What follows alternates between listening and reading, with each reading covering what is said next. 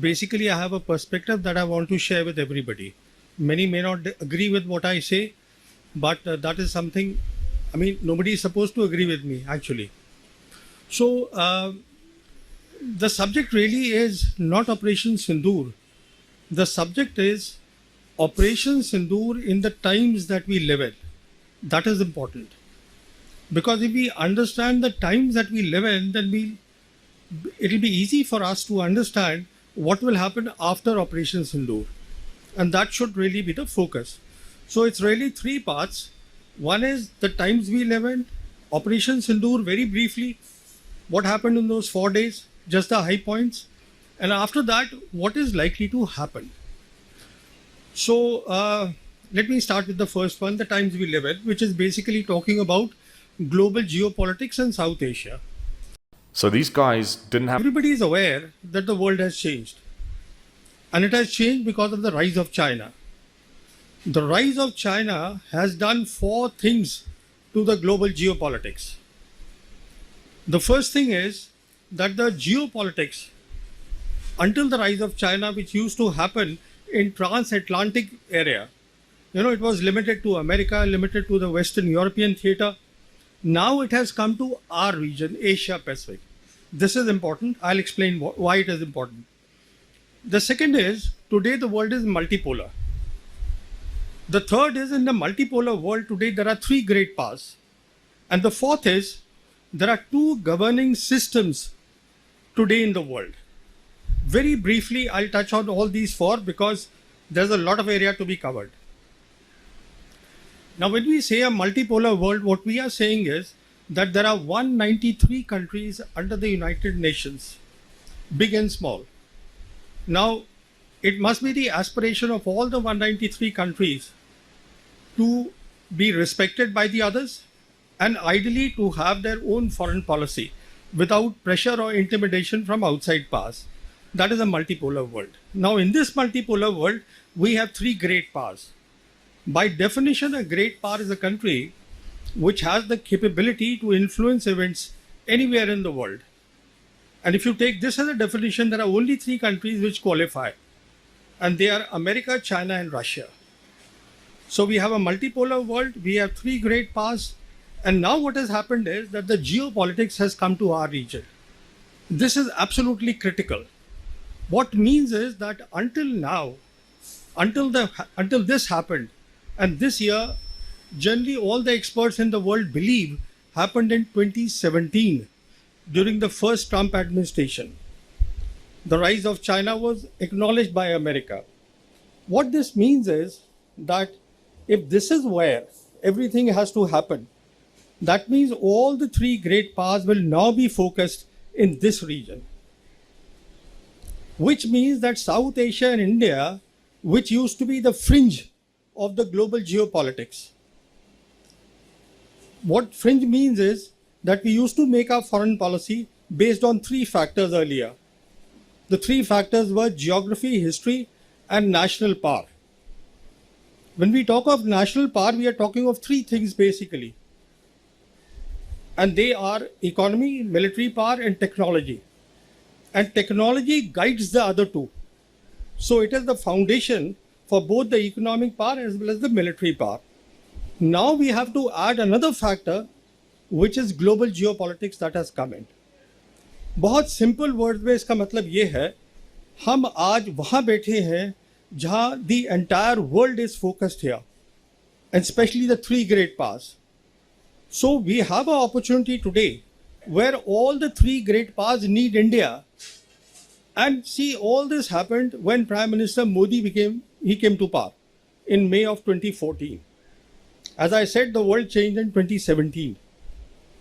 So ये एक opportunity हमारे पास आई थी और हमने उसको avail किया है, नहीं किया है, that is the question which I'll answer in a while. And the fourth thing I said is that there are 2 governing systems. Now what that means is, this is unprecedented, कभी नहीं हुआ ये. There is one system which is the extension or the follow-on of the Cold War, which is led by America. And that system is about military power. it is about a zero-sum game. That means if I win, then you have to lose. That's a zero-sum game. It is about balance of power politics. And that is what the colonists, led by America, that means I'm now talking of what is called the global North nations, which is America and the industrialized West, which is 20% of the world population. They follow this model. एक और model है, a new model that has come up, and that came because of China, the rise of China. उस model में China और Russia भी शामिल है, because Xi Jinping and President Putin, they are completely aligned in their vision. They have a lot of differences, that is besides the point, but as far as the new world order is concerned, they are completely aligned, and this order is about development. This order is about Belt and Road Initiative. And Belt and Road Initiative is where today 151 countries out of 193 in the world are on board.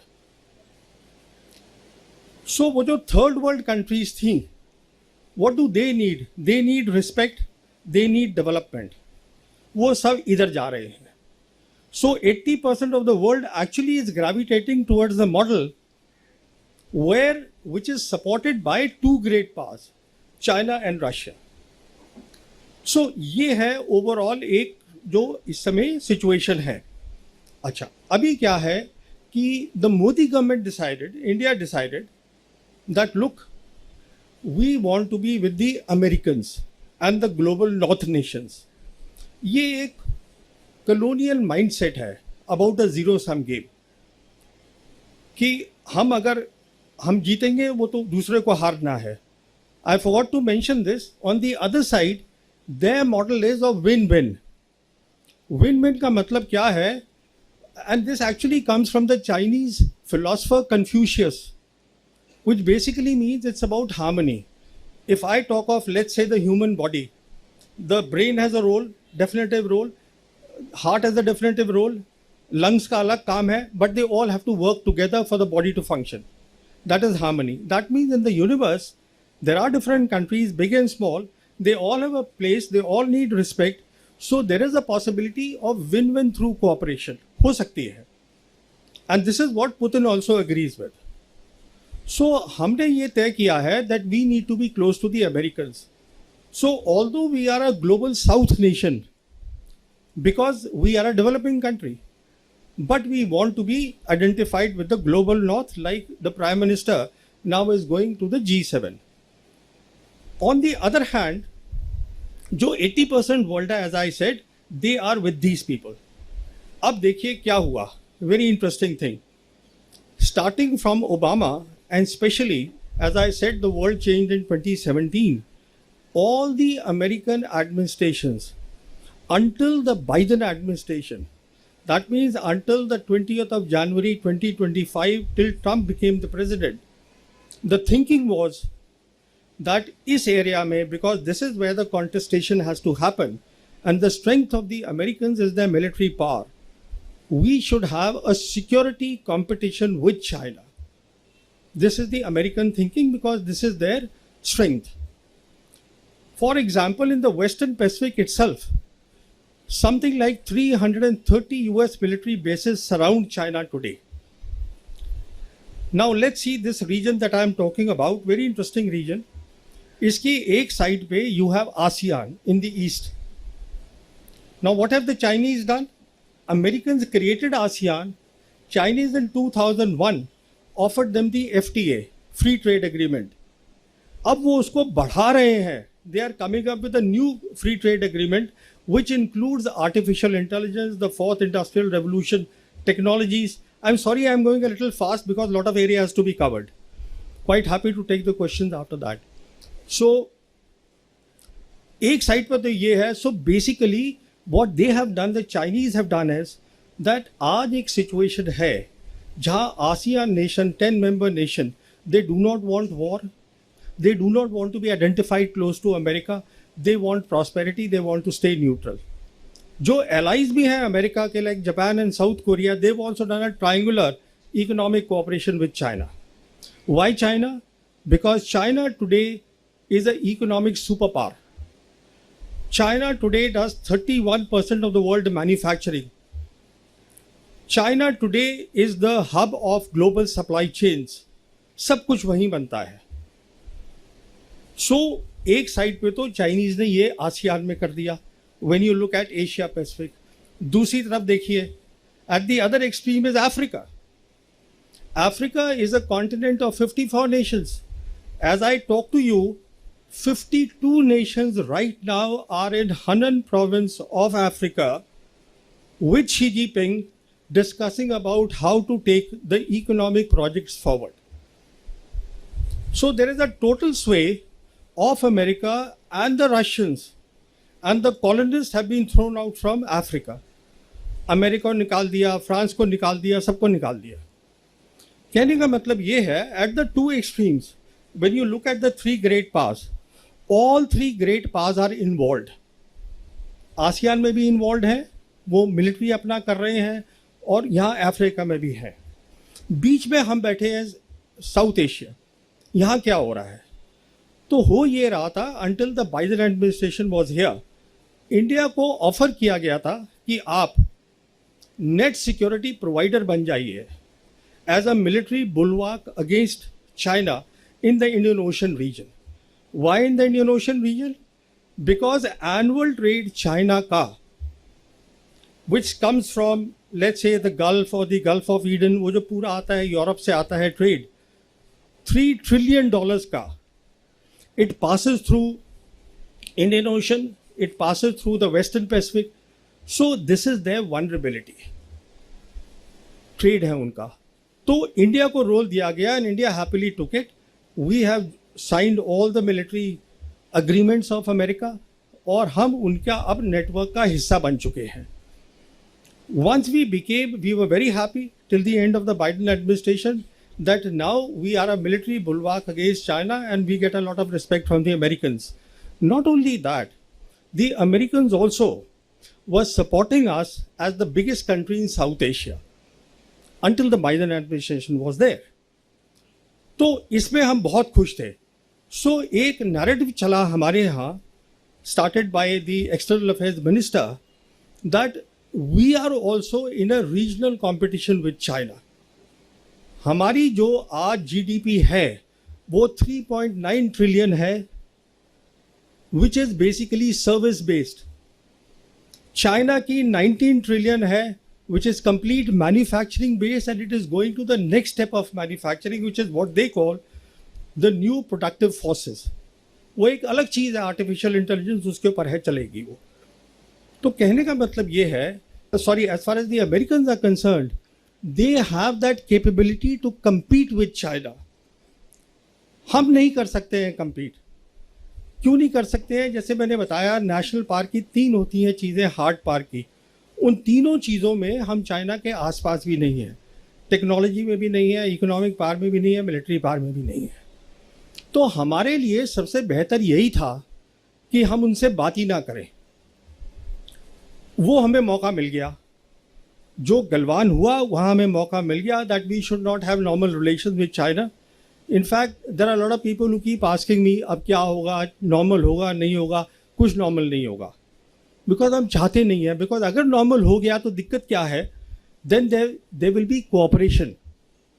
Chinese already approached us and they said that we as two big countries, we should work together for the betterment of the small countries in South Asia. And they gave a formula also to Prime Minister Modi.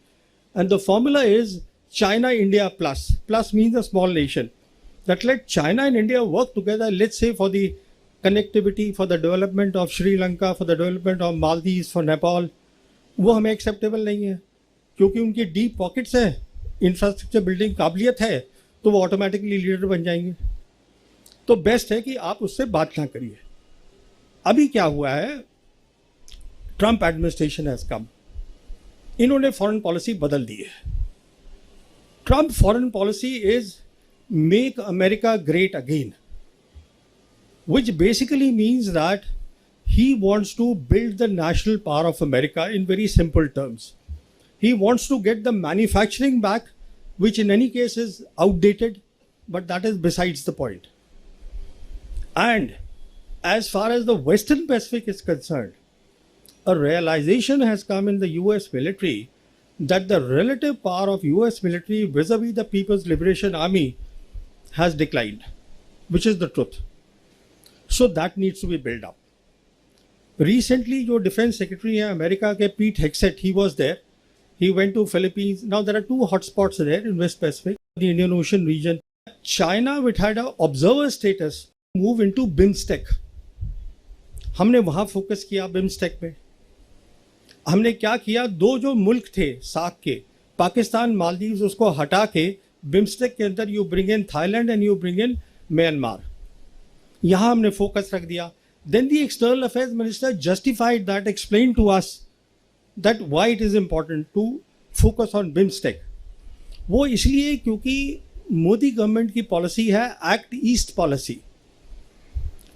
तो as far as the land borders are concerned, Pakistan एक तरफ है, चीन एक तरफ है, वहाँ हम कुछ खास कर नहीं सकते. अगर हमको प्रोजेक्ट करना है कि हम एक बड़ी ताकत बन गए हैं, तो हमको दिखाना पड़ेगा कि हमारी कुछ स्ट्रेटेजिक रीच है कहीं पर.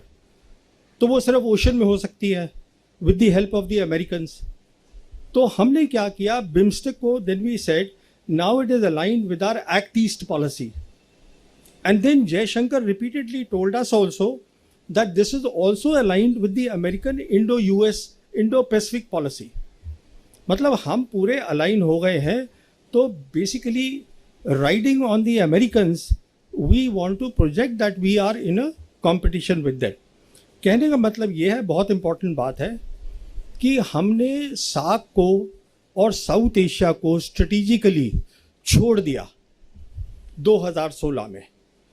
अब जब आप कोई जगह छोड़ दें, लड़ी पाकिस्तान के साथ 65 की लड़ी, 71 की लड़ी. सी डोंट वरी अबाउट अगस्त 2019 को हमने 370 हटाया बिना सोचे समझे कि इसका सिक्योरिटी इम्प्लीकेशन क्या है. वो मैं आपको बताना चाहता हूँ.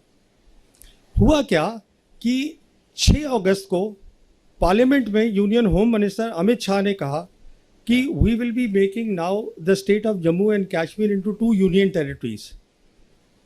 उसमें पाकिस्तान ऑक्यूपाइड कश्मीर और गिलगित बल्टिस्तान हिस्सा होगा, union territory of Jammu and Kashmir, Aksai Chin हिस्सा होगा लद्दाख यूनियन टेरिटरी की, लद्दाख की. The same day, Chinese rejected that. They protested. They said, Akshay Chin is with us. It was always with us. You can't show it on your maps, new maps, as part of the Ladakh Union Territory. 11th August को 2019, Jaishankar as the External Affairs Minister, he traveled to China to meet up with his counterpart Wang Yi to explain to him that, look, we have made the maps, but it does not change our position on the ground as far as line of actual control is concerned. China rejected that suggestion. Meanwhile, 370 जब हटा तो पाकिस्तान में भी खलबली मची. The then Prime Minister Imran Khan and the Army Chief Bajwa, General Bajwa, they both went to China to confabulate with the leadership there. Xi Jinping gave personal time to General Bajwa. और उन्होंने general Bajwa को ये कहा कि आप development पे focus करिए. मुझे ये बात ऐसे पता है कि अप्रैल 2022 में पाकिस्तान की जो सरकार थी उस समय, Xi Jinping also told him, जहाँ तक सिक्योरिटी का ताल्लुक है पाकिस्तान की, we take responsibility for that. तो हुआ क्या, अगर हम लोगों ने ध्यान से देखा होता तो 2 चीज़ें होनी शुरू हो गई 2019 से. On the political side, the entire Chinese leadership, Xi Jinping downwards, they kept saying that we will support Pakistan's security and sovereignty. खुलेआम बोलते थे वो, हमने उसको नज़रअंदाज किया. दूसरी तरफ the Pakistan Air Force and the PLAF, PLA Air Force, they started doing advanced exercises 2019 से शुरू कर दी. काराकोरम में करते थे, वो जो हमारा कॉम्बैट एरिया है वहाँ उन्होंने शुरू करा, हमने उसको ध्यान ही नहीं दिया. बालाकोट में पहली बार 2019 में, and we expose the limitations of the Indian air force. मिसाल के तौर पर हमने बालाकोट में हमारी एयरफोर्स ने ऑपरेशन बंदर करा, चुपके से जाकर वी कॉट देम अनअवेयर, उनके रडार्स बंद थे, we cross their air space, और हम अपना BVR छोड़कर आ गए. Next morning they retorted, they came back to us with a response which is what they call the operation swift retort. याद होगा आप लोगों को, दिन के टाइम उन्होंने किया. और उनका फोकस क्या था? उनका फोकस था military targets, not non military targets. आप कभी एयरफोर्स नॉन मिलिट्री टारगेट्स पे इस्तेमाल नहीं करते बाबा. उनका फोकस था मिलिट्री टारगेट. और उन्होंने क्या देखा, हमारी इलेक्ट्रॉनिक वॉरफेयर बहुत कमज़ोर थी. सिंपल वर्ड्स में इलेक्ट्रॉनिक वॉरफेयर का मतलब ये होता है कि काबिलियत कि आप दूसरे का कम्युनिकेशन को जैम कर दे. तो हमारे जो ऑफिसर थे उनका कम्युनिकेशन जैम हो गया. He was taken prisoner of war. हम कुछ लेसन नहीं सीखे, बट वो सीख गए कि इलेक्ट्रॉनिक वॉरफेयर पे फोकस करो. This is the key to the modern warfare. Electronic warfare होता है what is called, I won't give a technical explanation, it is something that is called electromagnetic spectrum. बहुत ज़रूरी चीज़ है. होता क्या है कि एटमॉस्फेयर में 7 तरीके की इलेक्ट्रोमैग्नेटिक वेव्स हैं. एक मिसाल के तौर पर है विजिबल लाइट. जैसे आप लोग मुझे देख रहे हैं, मैं आपको देख रहा हूँ, this is only possible because visible light है. सिमिलरली एक एक्सट्रीम पे है उनके रेडियो वेव्स, जिससे हम कम्युनिकेशन करते हैं. एक्सरे होती है जो हमारी एक्सरे मशीन में काम आती हैं. माइक्रोवेव है जो हम माइक्रोवेव चलाते हैं. कहने का मतलब ये है, ये जो चीज़ है इलेक्ट्रोमैग्नेटिक स्पेक्ट्रम, अगर आप किसी भी फौज के पास एक काबिलियत है इसमें compete करने की, तो वो लड़ाई जीत जाएगा. दूसरा अगर उसमें नहीं compete कर जाएगा वो लड़ाई हार जाएगा. It's simple as that. This is today the crux of the modern warfare, to have a superiority in the electromagnetic spectrum, and the part of that is electronic warfare. How do you jam the communication of the enemy? This is the lesson that they learned. As a consequence of that, देखिए हमने अपनी आंखों पे पट्टी बांध दी. क्यों पट्टी बांधी वो बताता हूँ मैं. क्योंकि प्राइम मिनिस्टर मोदी ने मई 2014 में जब ये आए हैं, इन्होंने अपनी पहली कंबाइंड कमांडर कॉन्फ्रेंस करी अक्टूबर 2014 में, जिसमें इन्होंने ये कहा कंबाइंड कमांडर्स को कि जो हमारा एनिमी है वो विजिबल है, थ्रेट जो है, no, enemy is invisible, the threat is known. It's a famous statement now made by the Prime Minister, basically saying that we have to focus on the terrorist and not on the Pakistan, which is harboring the terrorists or which is the hub of the terrorism. तो वो focus वो बन गया कि सब conventional war हमें करनी है, हमें काउंटर टेररिज्म को करते रहना है. उसी समय मुझे याद है एयर चीफ हमारे होते थे, एयर चीफ मार्शल अरूप राहा.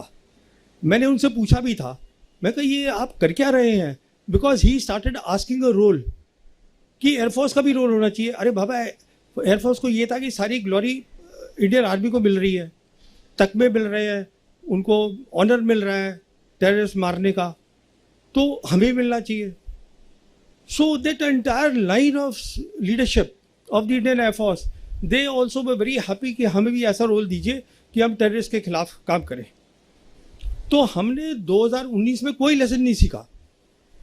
अब देखिए सिंदूर में क्या हुआ, हमने फिर वही किया.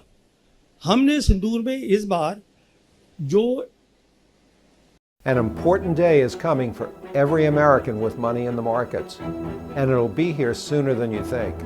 I predict this stock bull market will end with an epic crash, and I want to show you the exact month I believe it's most likely to occur, based on 100 years of data. My name is Mark Chaikin. I spent 50 years on Wall Street, where I helped create an entire stock rating system. I've met everyone from George Soros to Warren Buffett. I got my broker's license in 1966 and have invested through 9 recessions plus countless panics and bull markets. And I found there's one incredible indicator to help identify big market turns. I used this indicator in 2018 when I told Jim Cramer stocks would fall. I used it in 2020 to help folks get back into stocks. I used this indicator again in 2021 to beg folks not to sell when so many were panicking, and again in March of 2022 to predict a crash. I used the same indicator to predict a new bull market in January of 2023, and again in 2024 when I told Business Insider the bull market would continue. And now I'm using the exact same indicator yet again to detail why there's a 90% chance the markets will do well in 2025, backed by historical data, before crashing in 2026. Look, if you have money in the markets, you must know two critical things right now.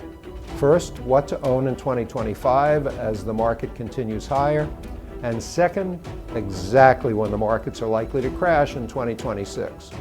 I put together a free presentation that explains everything, including the exact month stocks are most likely to crash next year. You can watch my new presentation free of charge. To learn more, click below.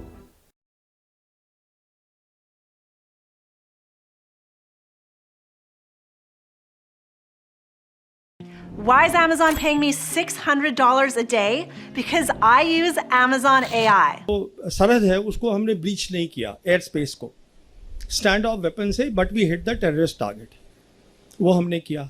पर इस बार वो तैयार बैठे थे। I won't go in the technical details, all to tell you is that it is not really about the J-10 and the PL-15 missile. It is about the ecosystem that was backing that. And when I say ecosystem, what am I talking about? I'm talking about the advanced exercises that the Pakistan Air Force had been doing since 2019 with the PLAF. और उसके तहत वो क्या कर रहे थे?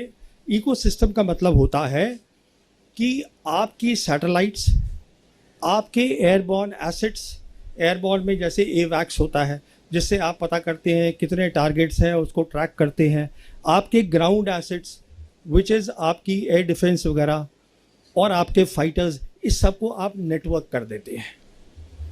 इसका मतलब ये है कि एक तो जो अगर आपका जो हवाई जहाज है, मान लीजिए वो सिर्फ 400 किलोमीटर्स तक देख सकता है, but because now it is linked with the satellite, अब वो 1000 से ज़्यादा देख सकता है। Even before the enemy sees you, you see the enemy.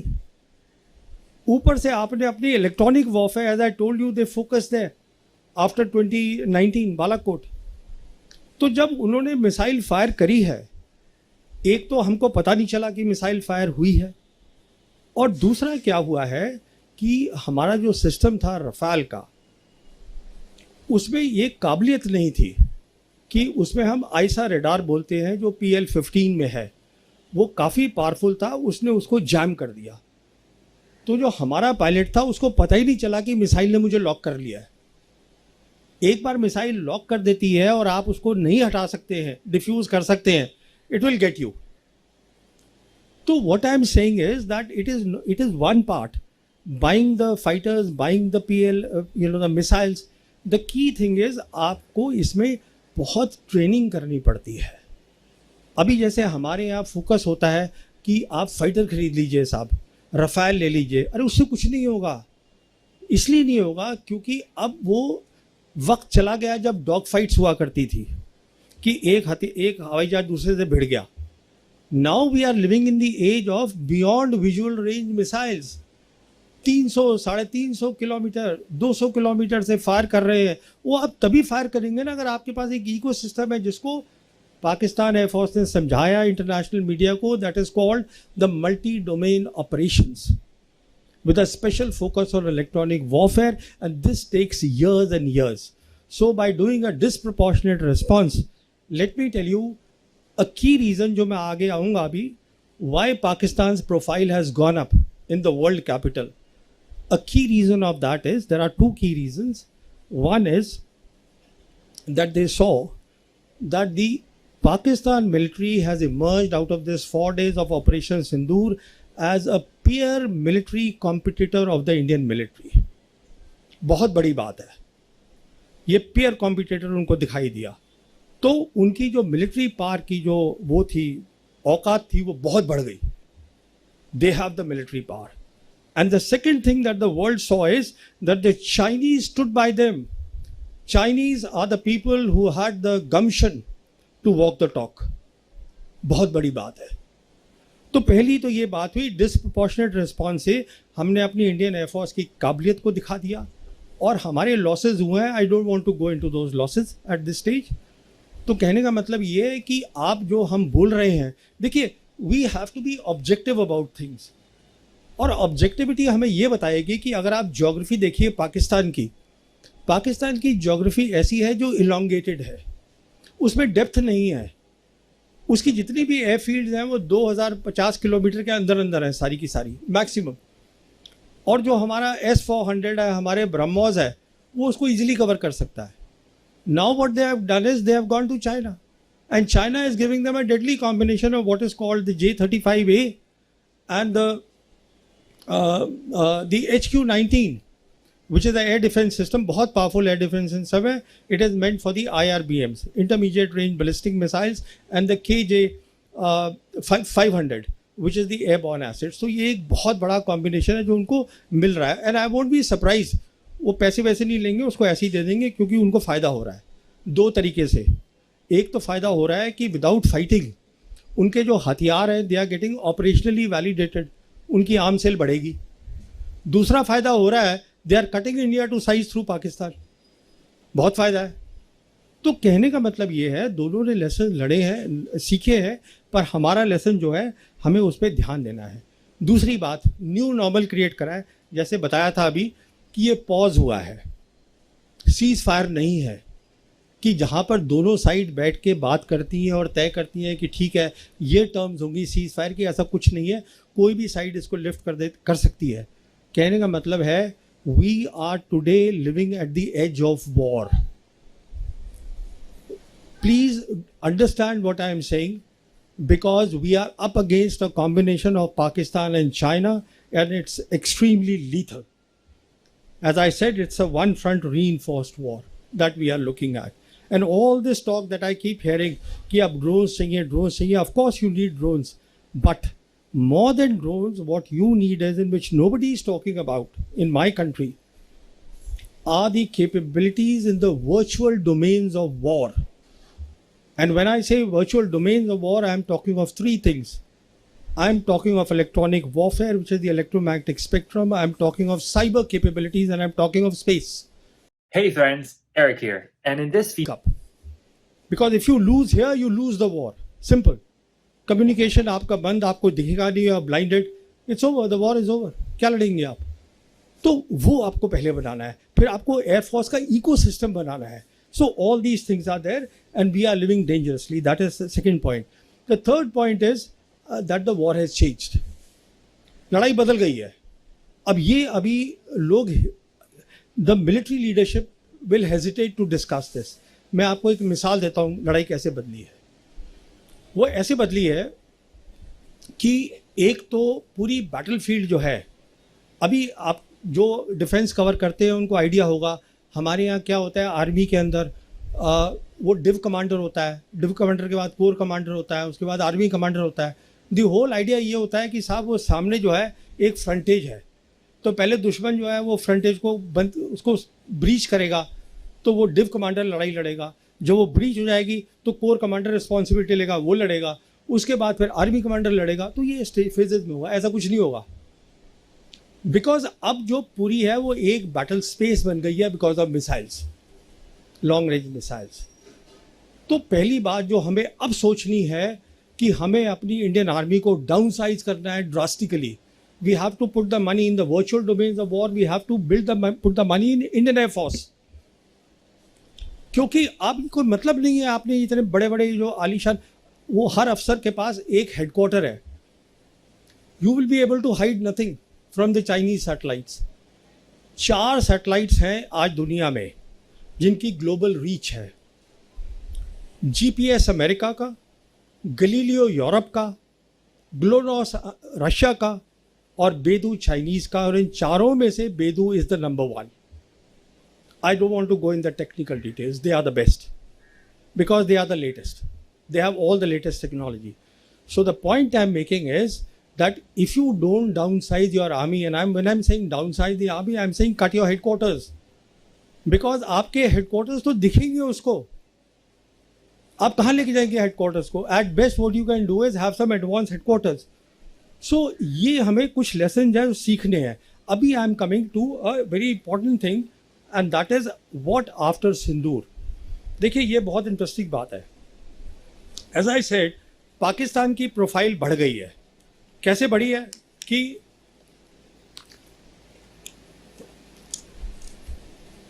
तीनों great powers today are facilitating Pakistan. America को चाहिए पाकिस्तान काउंटर टेररिज्म के लिए. इन लोगों का रिश्ता है 9/11 से बहुत पुराना रिश्ता है, वो टूटा कभी नहीं था. And Asif Munir because he is now become a 5 star, वो अटेंड कर रहे हैं कल उनकी 250th army day parade. Sorry या आसिफ मुनीर फील्ड मार्शल. तो American happy with them.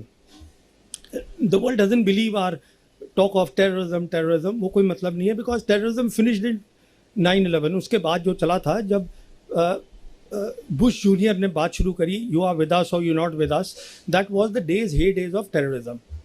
Now because as I said the global geopolitics is shifting, this is the day really of the conventional wars और hybrid wars. उसमें terrorism भी हो सकती है, but terrorism can not be by itself. तो ये आपका narrative कोई नहीं सुन रहा है.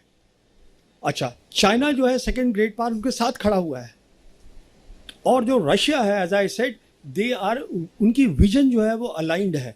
इनफैक्ट अभी रिपोर्ट आई है कि प्रेसिडेंट पुतिन, ब्रिक्स की समिट हो रही है 6-7 जुलाई को ब्राज़ील में.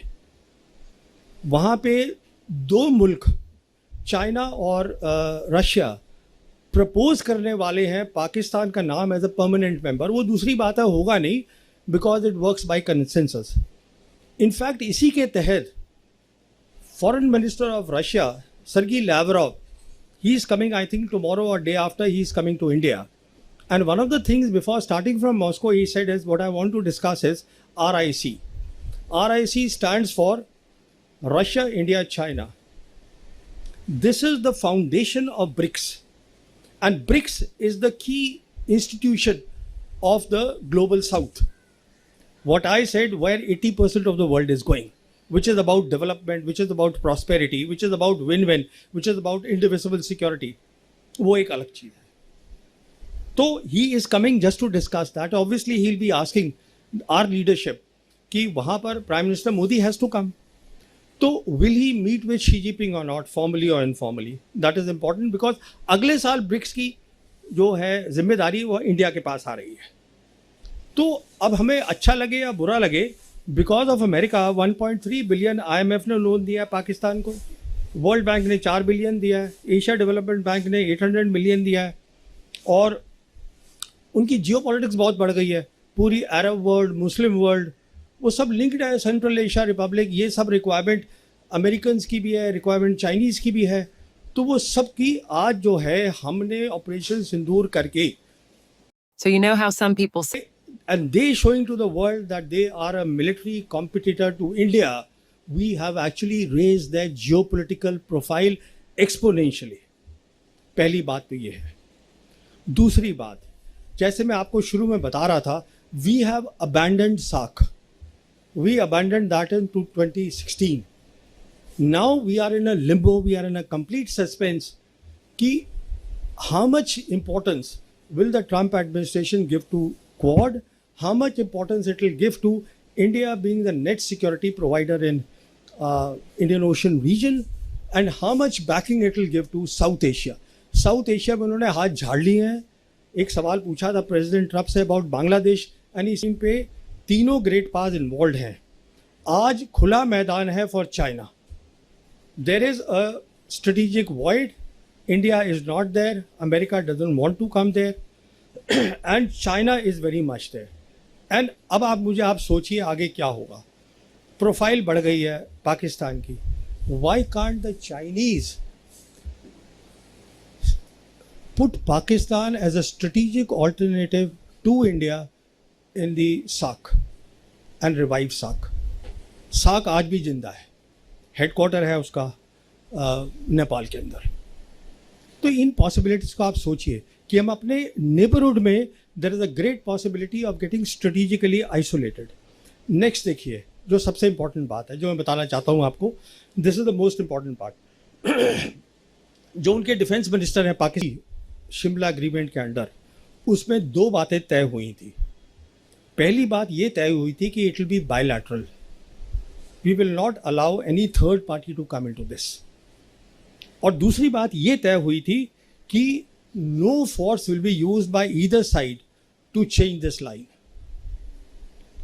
कहने का मतलब ये है दोनों साइड उसको टैक्टिकली तो चेंज कर सकते थे, जो हम करते रहते हैं, यहाँ हमारा उसने हमारा ले लिया, हमने उनका ले लिया, बट ये दोनों की तरफ से ये तय हुआ था under the Shimla agreement. Now if they leave the Shimla agreement, and let me tell you, everything that the Chinese do, Pakistanis do, they are constantly taking the advice of China. इसको आप बिल्कुल दिमाग में डाल लीजिएगा कि चाइना और पाकिस्तान को एक देखिए। अब आप, वो हमेशा एक थे ही, पर हमने उसको 5 अगस्त 2019 के पास उनको ओपनली हमने एक बना दिया, वो गलती करके। तो अब देखिए इसका मतलब क्या है। जब वो बोलते हैं हम सीज फायर लाइन पे जाएंगे, इसका इम्प्लीकेशन बहुत सीधा सा है। एक तो we are open now, what they say very clearly कि we are open to the multilateral approach, we are open to the outside powers talking about Kashmir. देखिए उनका core concern is Kashmir, Pakistan का, वो था, वो आज भी है। More important than that is कि सीज फायर लाइन को सुपरसीड किया था लाइन ऑफ कंट्रोल।